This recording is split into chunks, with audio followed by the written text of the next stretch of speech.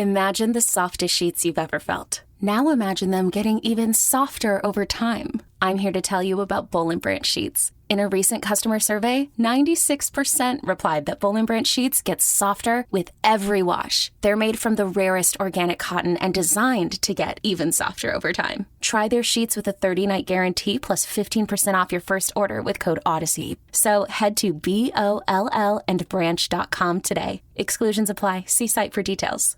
This is GoPowerCat.com publisher Tim Fitzgerald with great news to share with our valued 24/7 Sports VIP members. As a way of saying thank you, a subscription to a CBS All-Access commercial-free plan is now included with your 24/7 Sports VIP membership at no additional cost. Watch all of your favorite shows on demand along with exclusive access to GoPowerCat's award-winning and one-of-a-kind coverage of Kansas State sports. Stream more than 10,000 episodes, all access originals, and live TV, including NFL on CBS games. Enjoy the CBS All Access commercial-free plan, a $99.99 annual value for the lifetime of your 24/7 Sports VIP membership. It's an incredible added value for our subscribers, and it's time you probably take advantage of this deal and become a GoPowerCat member.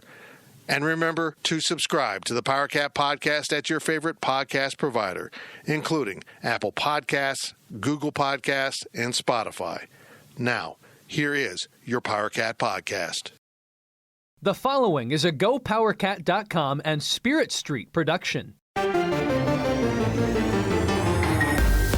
You've discovered your link to GoPowerCat.com's PowerCat Postgame podcast, presented by Caddyshack Golf, and it starts right now.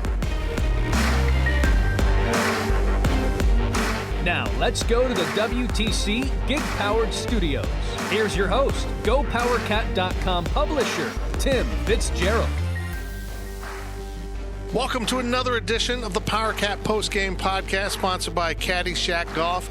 Kansas State has reigned supreme in the Bleeding Kansas battle, the Bleeding Kansas Bowl. Brian, I'm not going with Sunflower Showdown in this podcast. I'm going to go with a little historical stuff since I'm a Civil War guy. I wish they had John Brown's rifle to claim as the prize instead of a cup from the governor. It's Tim Fitzgerald with former K-State offensive lineman Brian Hanley here in the WTC Gig-Powered Studios.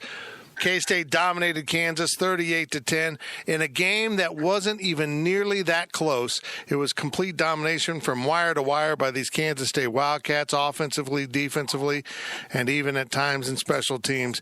It was a brilliant day for Chris Kleiman. It was a brilliant day for Skylar Thompson. And it was a remarkable day for a group of running backs who were put into the forefront, led by Harry Trotter. Why? Because James Gilbert, the starter, was not available. Jordan Brown, his backup, and a very functional backup at that, only got 2 carries because he too was injured. So they went with third string Harry Trotter as the main guy, ran Skylar Thompson a whole bunch, and ended up with their 11th straight victory over the Kansas Jayhawks. And K-State is bowl eligible now at 6-2 overall, and believe it or not, sitting in a tie for third in the Big 12 at 3-2. Dominating defense. As I mentioned, Skylar, brilliant at quarterback. And throughout this podcast, we will be hearing game clips with the call of Wyatt Thompson, and we thank our friends at Learfield IMG for access to the Kansas State Sports Radio Network throughout this podcast. And as I mentioned, we are brought to you by Caddyshack Golf. Caddy with 2 T's. Visit CaddyshackGolf.com for all of your officially licensed golfing, Willie apparel, accessories, and more. Use the code GPC for free shipping on your next order, and we will have a Caddyshack Golf question of the week from Wabash Station a little bit later in this podcast. In fact, it'll probably be the first one I kick to you. A lot of good questions, but one that really kind of sets the tone. But let's just touch on this game, Brian. I know you down there in Frisco, Texas, were part of the FS1 issues in watching the game, but you listened on the radio, so you went old school. But it was dominating. It was impressive. Yeah, I mean, saw for the most part. I could watch some of it, but it was just a nightmare. But this was just a total domination. I mean, offense, defense, special teams. I mean, the only complaint that you could have is we had penalties. A lot. Because the game could have been worse. I mean, we could have scored 60 points. You know, I mean, we killed ourselves with some penalties, but you know what? I don't want to harp on that. This was just an absolute dominating performance. Really good to see. And that shows the sign of a good coach team after such an emotional win the week before. To come back and to dominate your rival like this after that shows that you're being very, very well coached. Really, really proud of everybody. Yeah, that was impressive. They regrouped, they focused, and K-State was clearly the more focused team in this game.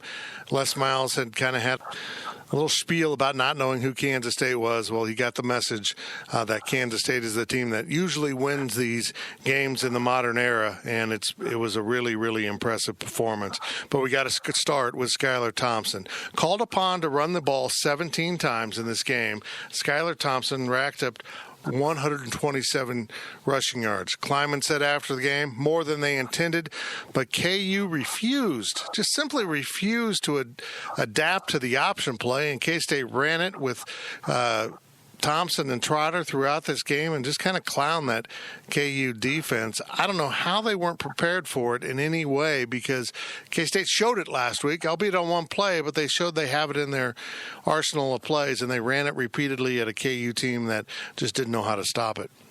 Yeah, it just looked like they had never seen an option before, and we just kept running it, and it was almost a refusal, just what you said, of guys to run to the quarterback. I'm like, at some point you would think somebody would just maybe even break an assignment and just hit the quarterback. That never happened. So I just kept running it. It's like you said, running 17 times might have been a little bit much, but it wasn't like it was quarterback ISOs. It wasn't anything like that. So it was really just a good performance. I thought Skylar played outstanding. He really did, and it started on that first drive with Kansas State. KU got the ball to start the game, went 3 and out. The defense set a tone that would be repeated over and over throughout this contest. And then K-State got the ball and started slugging its way down the field with a very physical running game that simply battered and belittled a KU defense that wasn't prepared for that level of physicality. K-State just shredded that KU defense, not with big plays in the running game, with hammering the ball at them and picking up first downs. But this was a big one from Skylar Thompson. He didn't quite get it into the end zone on this quarterback draw, but it set up a touchdown a little bit later. Tight right, trips to the right. Here's the option for Skylar Thompson. Great fake, he'll run 30. He's at the 20, to the 15, 10, 5, and down at about the 2-yard line. Skylar Thompson will be marked at the 2.5. Hassan defends, saved a touchdown. On the field was that the runner was short of the goal line. It's first down. Excuse me, that was an option play. I remembered it wrong, and that was Cooper Castleberry, the white hat in this game. I'm glad he was on that highlight because he was a big part of this game, he and his crew. K-State with 11 penalties for more than 100 yards. An amazing stat was K-State led 17-3 at halftime, Brian, and they had more penalty yards than KU had offensive yards. That's how dominant K-State was and how much they shot themselves in the foot. And like I said, this was 38-10, but it felt like it was 58-10. It was just that good. But Skylar Thompson running that option, man, it felt old school. I love the option, and apparently KU's defense coordinator has no clue how to stop it. No, absolutely not. And in all fairness, I mean, I shouldn't say in all fairness. Who cares if KU's upset or not? It was just, I felt bad for the kids. It was like they were just totally unprepared. I'm like, my goodness, over and over and over again. It was just constant. I'm just like, this is ridiculous. But you know what? As a former offensive lineman, I loved seeing us just pound them literally into submission. Just beat them up into submission. It was great to see. And like you said, not big plays. We'll get 6 here. We'll get 4 here. We'll get 9 here. And just constantly and just beat them down and let them understand, hey, I know you had a good win last week, but let's get back to reality. This is K-State versus KU, and we're winning 11 in a row. Yep, it was something else. K-State ran 76 plays in this game, 60 of which were running plays. They ran it 60 times for 342 yards, a season high on the ground for the Cats. It was really the system at work. Harry Trotter was good, but not spectacular. Joe Irvin, the freshman, played a little bit. He was rock solid. They brought in Tyler Burns towards the end of the game, and he was really good in his short time on the field and scored a touchdown. This was just all around impressive as K-State did everything they wanted to do in this game to win, racking up 471 total yards on those 76 plays. The defense limited KU to 51 plays and just 22 minutes of time of possession. K-State held the ball for 38 minutes. I do a thing called 5 keys to victory, and my friend K-State followed them pretty darn closely except for those penalties. This was really impressive, and K-State got on the board with this run from Skylar Thompson. From the 1 yard line, here's the turn and the fake. Thompson is going to run to the right. He will score! Wildcat touchdown in the Sunflower Showdown. And it's Kansas State on top 6-0 with 7:21 to go in the opening period.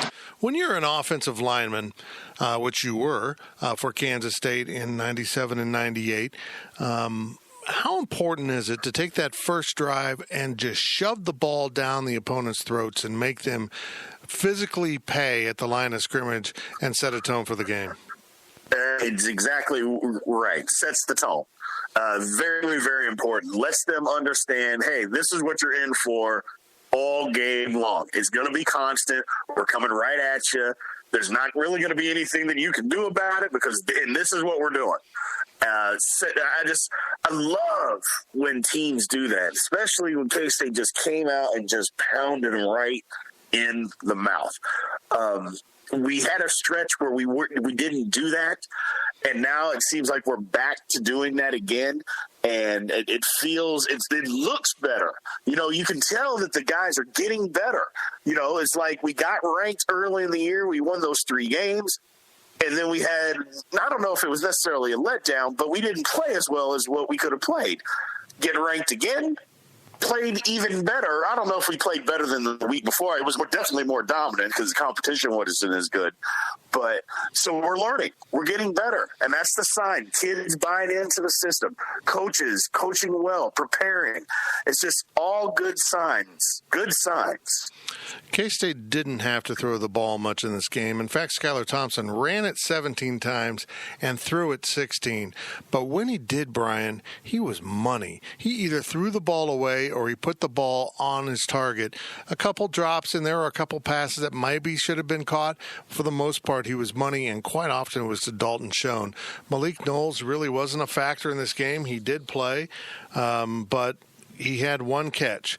In fact, Dalton Schoen had 2 catches, both of them memorable, and Nick Leonard's 2 catches, and the other 5 were divided up between other players. And another amazing stat in this game was the team leader in tackles was 4. That's how much everyone pitched in on this defense and really, really got it done. But that passing game with Skylar Thompson to Dalton Schoen on 2 plays in particular converted some first downs. Just enormous by the junior quarterback to the senior receiver. Here's one of those catches by Dalton Schoen. 3rd and 6 Wildcats from the Jayhawk 48. There's the snap. Thompson still looking, pumps, under pressure, got away from that, and now Skylar will throw it to the sideline. Schoen's got it at the 35, breaks a tackle at the 30, still going down the sideline, and finally out of bounds near the 27. Schoen with a big-time play. Ricky Thomas forces him out. Man, Skylar was sacked. Still don't know how he shook that tackler. He just kind of ducked underneath the tackle and popped out and found Schoen along the sideline, and he broke about 3 tackles as he was a spinning whirlwind going down the sideline. But Skylar Thompson, Brian, since those 2 losses, we've just seen him get more and more command back there. He's just very confident right now, and a guy who wasn't really going through his progressions and reads, all of a sudden is just reading defenses like a whiz. How much has he grown up during this 3-game winning streak for Kansas State? He's grown up a ton. It's kind of what we spoke about even 2 weeks before and even more last week. The confidence factor. bringing us back, winning the game for us with the huge plays against TCU, playing an outstanding game last week, and now it's carried over again into this week. So it's just he's playing really well. He's getting better. And he's just continuing to grow as a quarterback, which is all good things for us. I'm really, really proud of him and the strides. And you can see it on the field. You can see it's not that he wasn't a leader before, but you can see his confidence on the field. You can just see it out there. You know, it's kind of not that a light switch went on, but it just the confidence is just oozing out of him right now. It's really, really fun to watch. Harry Trotter, as I mentioned a little bit earlier, was put into the spotlight in this game because of the injuries to the other top running backs on this roster. Trotter ended up running the ball 20 times for 92 yards, averaging 4.6 yards per carry, and scored this touchdown. At Memorial Stadium. Here's Thompson. He'll run the option pitch again. He'll pitch it to the far side. Trotter will walk in. Wildcat touchdown. That was beautifully done by Schuyler, the offensive line, and Harry Trotter. K-State's lead is 13-3. What's it say about an offense that can go to its third running back and still efficiently run the ball and just dismantle a defense like that? Yeah, I mean, it was just everybody played well. I mean, you know, it was just an all-around good team game. But running the football, I mean, when you can run the football like that, it's going to set up. I mean, obviously, you're going to win a football game, and you're going to do it in convincing fashion, which we did. But it sets up everything else. And clearly, we want to be a running football team first, and we were able to definitely establish it early. I was proud of Trotter stepping in, proud of Schuyler, proud of everybody, you know, running the football. And people ran hard. You know, there's one thing to get into the game and to get football and to run a little bit. The guys ran hard, you know. And I know the offensive line played well, clearly. I mean, they just dominated from the first snap. But running backs ran the ball hard, and that's a key to a successful running game is when you have running backs running the ball hard. So it was really good to see. Let's put that score by Harry Trotter into a little more context. K-State had scored the first touchdown, and then KU went down and kicked a field goal. So it was 7-3 as that first quarter came to an end, and that Trotter run there it kicked off the second quarter and put K-State up 14-3. But as much as we just talked about the offense, it really was this defense. The defense was absolutely incredible through that first half. In fact, they were incredible through the entire game. As I mentioned, KU only ran 51 plays in this game for 241 yards. And the third down conversions for KU, 2 of 10. K-State remains among one of the best teams in the country defensively in preventing third down conversions.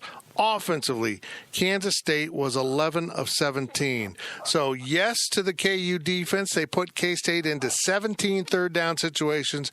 Bad for the KU defense because they gave up 11 of those. And also, K-State ventured into the red zone 5 times. They scored 5 rushing touchdowns. But let's talk about that defense. And here's an early big play as Deron McPherson gets the interception. Stanley back to throw on first down. He'll fire near side, and that one is it picked off near the 40? I believe it is. 42-yard line, a rolling catch for the Wildcats, and it's Deron McPherson who makes the play with a flag down. And he spun the football like a pro, like an NFL receiver, and they're going to give him a 15-yard penalty for celebration. That was part of the problem right there. McPherson with a great pick, and then he kind of does the roll the dice thing, spins the football and gets 15 yards, and K-State can't score after that. But it still was a great interception. But if you name a player of the game, this would be one of the 2 candidates, Trey Deshawn. Trips to the right in a short bunch set. Wide receiver left. K-State pressuring Stanley. Down he goes at the 27-yard line. It is Trey Deshawn with the sack at the 27. And if you wanted someone else, maybe Daquan Patton, who had just an incredible interception along the boundary, Brian. It was really amazing. He dropped into coverage. It was pure scouting. Scotty Hazelton had him prepared. Defensive coordinator for K-State had him prepared for this particular play. He dropped into the coverage, and I'll get your comment after this, but here's Daquan Patton's interception. Get something going here late in the half for Kansas. Puka Williams is running back. Stanley will fire far side, and it's intercepted. It's intercepted by the Wildcats. Daquan Patton at the 40-yard line. So the defense had gotten the ball back and then squandered the offense couldn't do anything with it after the penalty. And then eventually KU got the ball back late in the second quarter, a chance to go down the field, only trailing 14-3, and DeQuan Patton takes it right back and establishes the dominance of that KU defense. It was a brilliant performance against the KU offense that has been racking up points these last 2-3 weeks. Yeah, they have. I mean, KU's offense has been playing really, really well the last few weeks. So it was good to see us come and basically just put the clamps on it. They couldn't throw it. They couldn't run it. It was just good to see us out there flying around. It's kind of like you said. Coach Hazelton had them prepared just to be able to stop what KU has been doing. Now, I mean, like I said, they've been putting up the points against everybody. I'm not saying that those teams had the best defenses in the world, but it doesn't matter. You put up those kind of points and those kind of yards, I mean, it's hard to do that against air. So K-State coming out and stopping them and just putting the clamps on them, like I said, it was good to see. Just a really, really good win for K-State. Scotty Hazelton referred to this earlier this week during his Thursday press conference. He alluded to the fact that there's run-pass options with post-snap reads when the quarterback really is deciding whether he runs or pass, or there's the version with pre-snap reads in which they decide what he's going to do.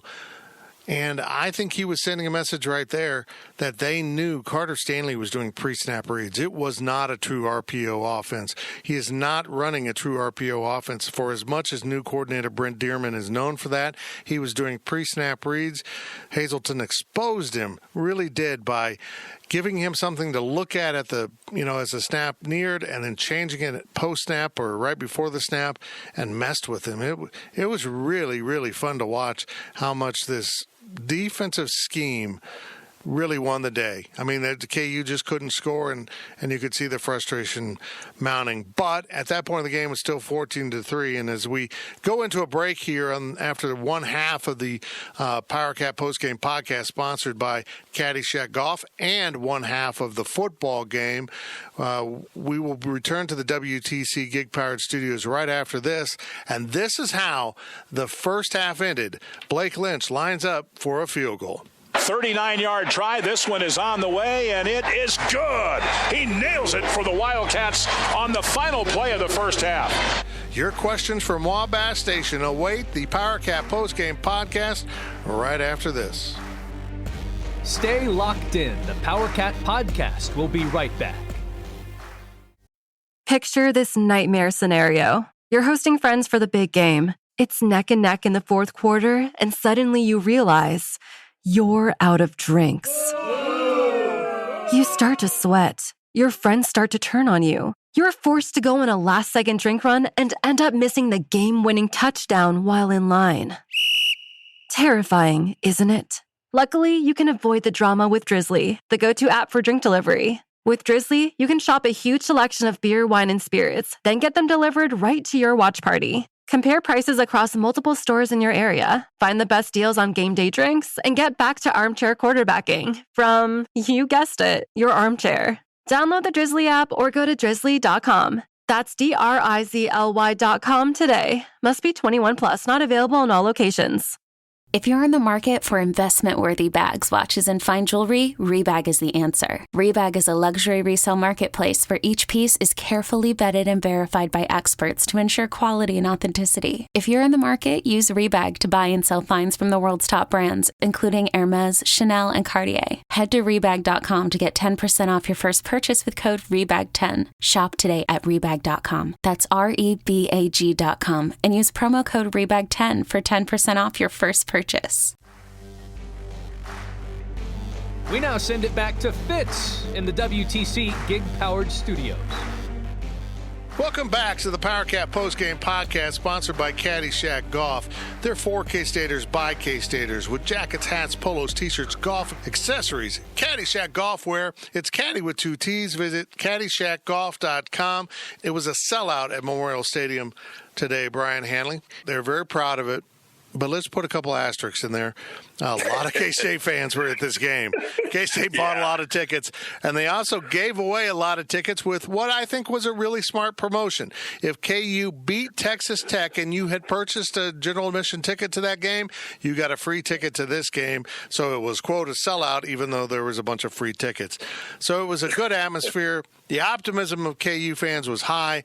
They love Les Miles, and then they got throttled. They just absolutely got throttled, and I want to start off kind of where we left off as we move into the questions from Wabash Station. And, Brian, man, Coach Scotty Hazelton, Fervent Purple, asked us what I'm going to call our Caddyshack Golf Question of the Week. Fervent Purple will be winning a gift certificate from Caddyshack Golf because he said it perfectly. How underrated is Coach Hazelton? That's back-to-back weeks with an incredible game plan against different offenses, and his players bought in and executed. How remarkable was that? Yeah, I mean, he has got whatever he's preaching, the kids are buying. And that's all you can ask, because he has got those guys out there playing some outstanding football. So you can't do – I know it has to do with attacking. Guys like to attack. They don't like to be on their heels. They like to read and go, and that's it. And we're doing a lot of those things. But more importantly, guys are in position, and they're tackling. They're getting better. You know, they tackle. There was a couple games where we weren't, and now we are. We're just better at doing these things. I think it all comes back to coaching. The coaching has gotten these guys better, and they're buying in. They want to win. And you can feel that on the defensive side of the ball. I'm not saying you can't on the offense, but we're talking about the defense. And you can feel that on the defensive side of the ball, where guys are just where they're supposed to be and they're making plays. They're just making plays, and it's so good to see. Guys are tackling, hitting, knocking people around. They're controlling the line of scrimmage. Coach has got them going. He's got them going. K-State get out of this game fairly healthy, although A.J. Parker looked like sprained an ankle late in the game and was on crutches on the sidelines. If you had told me K-State Nation would be so concerned about A.J. Parker being on crutches at the end of the game. I mean, people are having heart palpitations over this. He has come so far between his sophomore and junior seasons. A.J. Parker's a true shutdown corner, and he was awesome when he was on the field for the Wildcats. What is this kid bringing to the field for K-State? He's bringing a swagger. He's bringing the confidence. But more importantly, he's bringing ability. You know, you can have all the swagger and you can have the confidence, but when you don't have the ability, that doesn't mean anything. And he's in position. He's not the biggest guy. He's not the strongest guy. He's not the most athletic guy. He's just very good college cornerback. And I mean, he's playing well. He's confident. He's out there. He's in position. He's making plays. He's guarding tough receivers, and he's stopping them. You know, he's doing his thing out there. It's all you can ask. I mean, he's playing very well. I don't know what happened between last year and this year, but you know what? Sometimes the jump that people say that you make between your freshman and sophomore year, sometimes it takes another year. If you were going to pick a defensive assistant coach of the year for K-State, it wouldn't be easy at all, but I think we have to kind of sneak in Van Malone maybe towards the top of that list, the cornerbacks coach, for what he's done with A.J. Parker and the whole group. This was really a point of concern for Kansas State going into the season, and there was a real interest here that K-State was going to run a little more man-to-man, be a little more aggressive on the outside. They've mixed it with a lot of zone, but they were going to do some different things, and the corners have held up for the most part, remarkably well. It's been a great coaching job by Van Malone. Yeah, absolutely. That was definitely a point of concern for all K-State fans, was the defensive secondary. And they're playing well. You know, like I said, Coach Malone's got them going. Guys are out there. They're in position. That's the main thing. Yeah. When guys are in position, that helps everything. And the guys are in position. So when they're in position, they're able to make the plays that they need to make. So hats off to you, Coach. Sometimes you lose a battle, and we've seen it with A.J. Parker and the other guys, but for the most point this year, they're standing toe-to-toe with some really good receivers in this conference and getting the job done. Right now, we're going to go to the next question from Wabash Station as CFI HDE flips the tables here. Ditto for Coach Messingham's game plan. These last 2 weeks, Courtney Messingham's had this offense locked in on what it wanted to do. And mostly for me, it's been about the offensive line. We talk a lot about Skyler and the running backs. What has changed about this game plan and how the offensive line is executing it for K-State? Well, I think we are going back to dictating what we're trying to do versus reacting. It felt like we got a little off track trying to react to what the three-man line was doing and that sort of thing. And now we're just going back to just dictating what we are going to do. And we've got some different schemes. I mean, I've seen some blocking combinations that I've never seen before. But for the most part, we're just going back and doing what we're doing and doing it well. Yeah, it really has. They have just gotten mean again. You know, they went through the 2-game losing streak and really the TCU game in which they didn't run the ball very well. And just, I don't want to say they were passive. They just didn't seem to be setting the tone in the games. And now in back-to-back weeks against the 5th-ranked team in the country at the time, Oklahoma, and your in-state rival, Kansas, which was extremely cocky coming into the game, they let them know who's in charge. And boy, they did a great job protecting for Skyler Thompson when he wanted to throw it. As I said, he didn't throw it very often, but there was just a wonderful throw early in that second half. It was one of my favorite plays of the game because Skyler rolled out. He had Nick Leonard's right in his foreground. He could see him wide open. And I was really surprised he threw over the top of Nick Leonard's because he saw Dalton Schoen put a move on the defensive back and get some separation. Skyler underthrew it by just a hair, but Dalton Schoen made a great catch. And here we go. It went for 46 yards.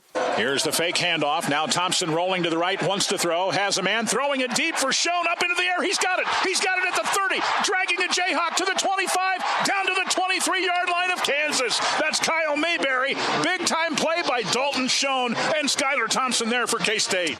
Bless Mayberry's heart, man. He was hanging on for dear life. He had Schoen's undershirt, not his jersey, his T-shirt underneath his jersey, and stretched it out about 3 feet as he held him up enough to get him down.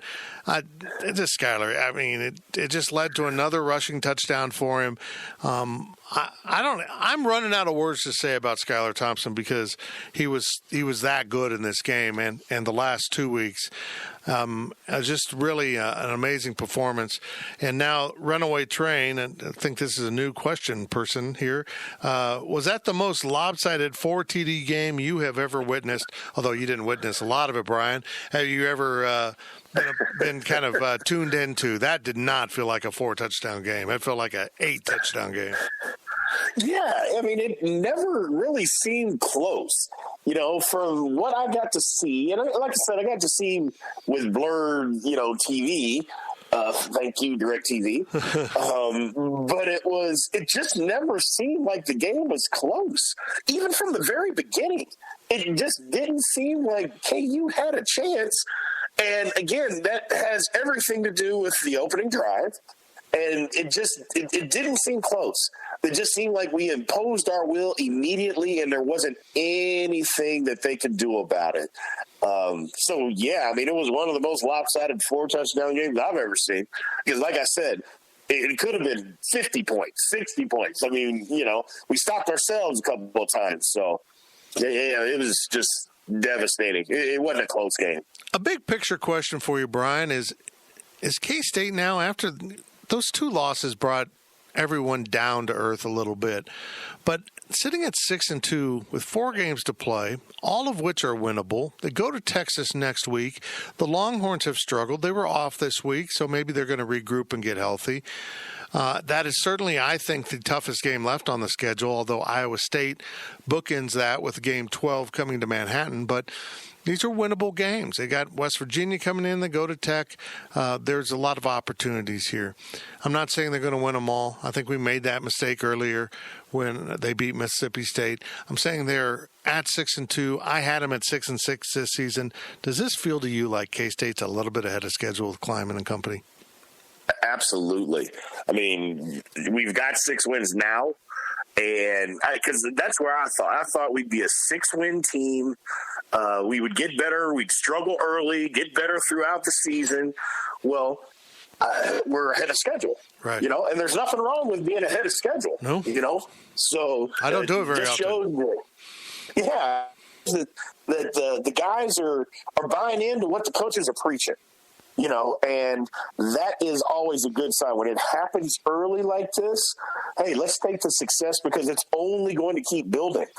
And I know that we got ahead of ourselves earlier in the season, but let's think about it. We've got winnable games left. All the games that we have are winnable.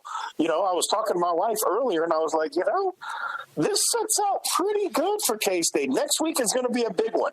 I mean, I'm not a person that likes to hide from big games and expectations. We don't need to do that. I mean, we just beat the number 5 team in the country last week. Next week is a big game. We need to go win that game. It's a big barrier on the road. Texas is still a good football team, so let's not kid ourselves about that. They're a good football team.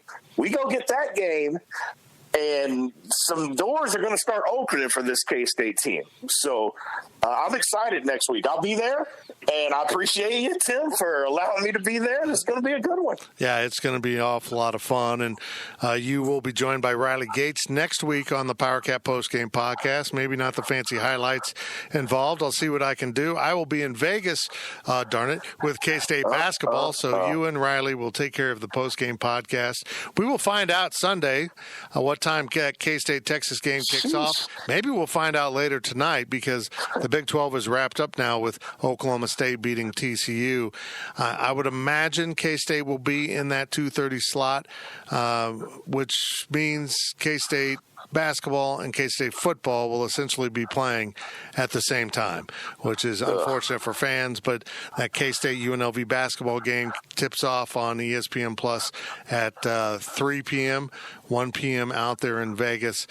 But we'll take care of it. We'll get them all covered for our K-State fans. And remember, K-Staters, right now, for forever, actually, as long as it's still going, you can subscribe to GoPowerCat.com and get a free subscription to the CBS All Access Pass, which is their streaming service, including original program and more than 10,000 titles in their archive of CBS programs and movies. That is now just part of your 24/7 subscription.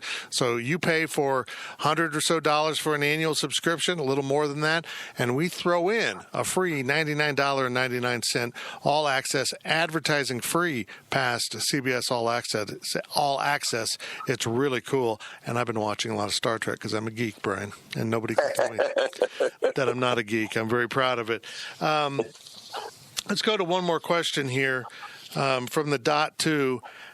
And this is a big picture question. How big of a statement was this for Kleiman and company to recruits, to fans, to the state of Kansas that, Les Miles might have a national championship at LSU, but this is the tangible program. It has been for many years, and it remains that way, even though that second coaching change has been made, with the Snyder retirement. The first time it didn't go well. They've I've sensed from KU fans, they've convinced themselves that only Bill Snyder can do this to them, and now Chris Kleiman's done it. How big of a statement was this? I think it was a big statement. The one thing, if Coach Miles can't do anything, is recruit, and we know that. However, if you're going to if you're going to do that and you're considering Kansas or Kansas State, nothing has changed. Right. So, nothing has changed. That is the whole point to this win. It was a great question, I thought. It definitely sets a tone that if you are considering those two schools, it's not even a comparison. Kansas State is head and shoulders above KU. That's just the way that it is. I mean, I'm sorry. I don't mean to be blunt or be rude, but that's just the way that it is. So any recruits that are out there, if they're looking at that, they're going to know what program to go to. They're going to know what program is better, what program continuously wins and competes. I'm not saying that we're national champs or world beaters, but we're a better program than KU. We just are. And Coach Snyder set that foundation. Coach Kleiman has kept it going. And let's keep the beatings keep on going. And the beatings did keep on going in that second half as Kansas State absolutely dominated the Jayhawks in the second half. A throwaway touchdown by KU in the final minute as Coach Les Miles got his son, a backup quarterback, a touchdown. What a warm, fuzzy moment that was. The guy looks about as much like a quarterback as I do, and that is unbelievable. Not to be a compliment, by the way. I want to get to a few more plays here from Wyatt Thompson because they were great plays later in the game. One of them is one of my favorite things to happen is when Kyle Ball gets a sack for the Wildcats. And just when KU thought it was getting a little traction on offense with Carter Stanley, this happened. 2nd down and 6. Play fake. Stanley wants to throw. Winds up. Now he's under some pressure from Kyle Ball. He sacked him. Kyle Ball with his second big play of the day. And offensively, they go to the bench. They get Tyler Burns into the game. And next thing you know, this happens. There's the snap to Skyler. He'll hand it off to Burns. Burns to the 10, to the 5. He walks in. 14 yards for Tyler Burns. There's a Kansas guy into the end zone. And Kansas State 37-3 against the Jayhawks with 9:30 to go in the football game. The TV guys made a funny comment, an observation. Tyler Burns scored a 14-yard touchdown. Just burst up the middle of that KU defense, dodged a guy and got in the end zone. It was beautiful. I mean, for a guy coming in late, for a guy that's probably what your 4th or 5th string running back, 5th if you put Irvin into the mix, as the freshman played quite a bit ahead of Burns in this game. And then Tyler Burns had to go cover the kickoff because he's on special teams. That's where he gets most of his action. So he scores a 14-yard touchdown, goes off, comes back in, and makes the tackle on the following kickoff. It felt like K-State football. You know, that's a Bill Snyder thing. Everyone chipping in, everyone accepting their role, whatever it is, how big or small. I feel like Coach Kleiman is so much like Bill Snyder and not like Bill Snyder in other ways that it's been a kind of a perfect transition so far. But kids like this are just really make the program, don't they? Yeah, absolutely. I mean, that's what you like to see. Guys out there competing to the end, scoring a touchdown. You know you're down on the depth chart, but where you do get your playing time, you still like to excel, goes out there and makes a tackle. I mean, it's just – that's K-State. It was K-State when I was there. It was like that when Coach Snyder was there, when he started the program. So it's good to see. You know, like I said, there's nothing bad to talk about this game. It's always good to beat up on KU. It just is. I know I'm harping on that. I sound bad in saying it, but I just get tired of the fans, Tim. I just get tired of the fans. Yeah. Yep. Yep. I hear you, man. One more play here because I loved it. Khalid Duke, freshman linebacker, played defensive end here in this game because he's taken Eric Gallen's spot. Eric Gallen with just a horrific injury last week against Oklahoma. His knee was dislocated. His kneecap popped out. His lower leg was out of socket. He tore about every ligament you have down there. He's done. I mean, he was a senior anyhow, but if he had more football eligibility, he might be done. It was that horrible of an injury. So now Duke's been pressed into duty, and he lined up as a defensive end and in what used to be called the jet rush package. I'm sure they have their own name for it. And Duke got his first career sack. Back to throw. Stanley under pressure. Sacked. He goes down, and it's Khalid Duke. Big-time play there. Back into, close to Jayhawk territory at the Wildcat 49-yard line. This team's really young. I mean, we talk about the seniors on the offensive line and a lot of seniors at defensive tackle and seniors here and there, guys like Denzel Goolsby. But this team's young, and they're playing some freshmen and have been forced to play some true freshmen and probably will go over the 4-game limit on guys like Duke, and I think Joe Irvin will too, particularly if the injuries linger for Gilbert and Brown. Their lower leg injuries. Brown's an ankle. I think Gilbert's a knee, but just twists and sprains, just being battered. But how incredible is it, the contributions this good team is getting from true freshmen? Well, now, I mean, it's only going to help the program. So it's absolutely outstanding. Guys getting in, showing that they have the ability to come in and play. So it's showing that we're getting guys that can come in and compete early, which is only going to help us in the future, because ultimately that's what kids want. They want to be able to come in and play right away. You're going to have some projects, and everybody understands that. But for the most part, kids know that if they're a project or not. They understand that part of it. So getting these contributions is only going to help us down the road, not only for this season, but for the future as well. Unfortunately, we don't have a highlight of my play of the game. And for good reason. It wasn't a play of any substance, really, for K-State. And I think most people missed it in the game. I want to go back and look at a video to see how much of a role Jack Stanine played in this. Another freshman, a fullback, who's burned his eligibility, his red shirt. So he's using up his freshman season. He's playing a lot. He's a human bowling ball at fullback. I don't know how this guy's in season and putting on weight, but congratulations. That seems like an accomplishment. I'm not sure. His older brothers have played at Kansas. He grew up in Lawrence. He grew up a KU fan, but wanted to be part of Chris Kleiman's program.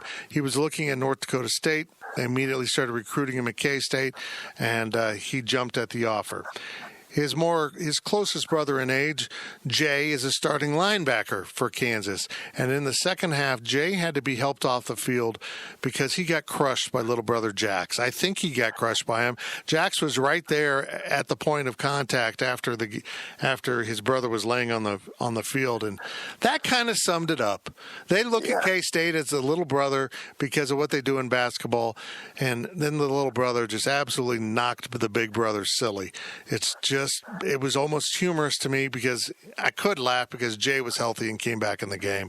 But it was a great day to be a Wildcat. I'm sure the players will rejoice, and now it's on to Texas. You just got to get in that mode, don't you? They did it from Oklahoma to Kansas. Now they got to just keep going forward. And that's right. That's the challenge for this team, isn't it?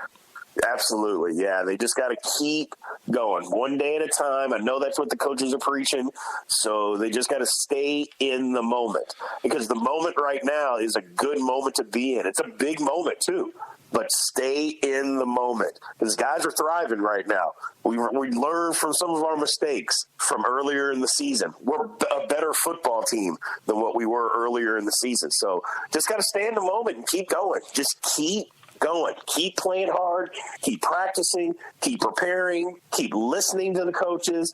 Things will turn out okay. They'll turn out okay.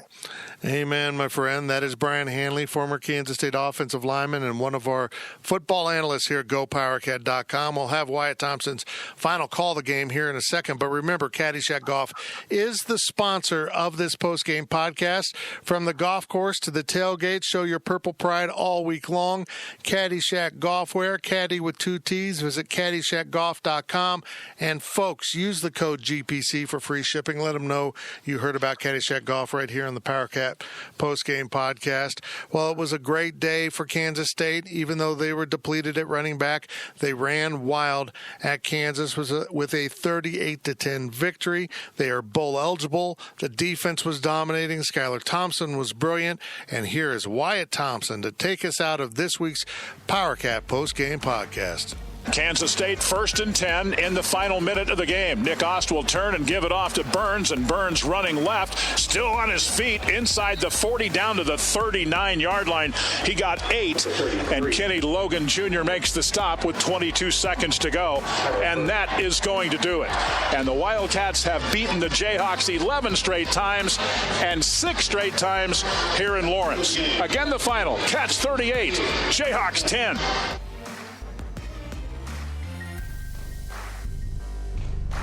You've been listening to the PowerCat Postgame Podcast presented by Caddyshack Golf. PowerCat Podcast. All rights reserved. GoPowerCat.com and Spirit Street Publishing. With Blue Link Plus, you can access your Hyundai Tucson Limited remotely. Doors unlocked, temperature set, lost car found. There it is. Get complimentary class-leading Blue Link Plus. Call 562-314-4603 for complete details.